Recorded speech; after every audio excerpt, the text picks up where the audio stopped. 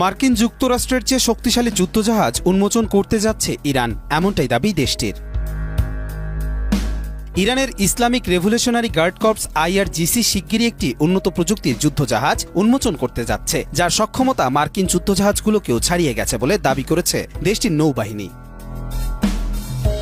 IRGC নৌবাহিনীর প্রধান rear admiral Alireza তাংশিরি এক টিভি সাক্ষাৎকারে জানান, নতুন এ জাহাজটির নাম শহীদ বাঘেরি। এটি একই সঙ্গে ড্রোন ক্যারিয়ার, ক্ষেপণাস্ত্র লঞ্চার ও ভাসমান নৌঘাঁটি হিসেবে কাজ করতে পারবে। এছাড়া এটি একযোগে 14টি ক্ষেপণাস্ত্রবাহী ছোট জাহাজ বহন করতে সক্ষম। তাংশিরির ভাষ্য অনুযায়ী, আমরা এমন একটি জাহাজ তৈরি করেছি যা যুক্তরাষ্ট্রের অন্যতম জাহাজগুলোর তুলনায় অনেক বেশি কার্যকর ও শক্তিশালী। প্রয়োজনে এই জাহাজ জনসম্মুখে প্রদর্শন করা হবে বলে জানান তিনি।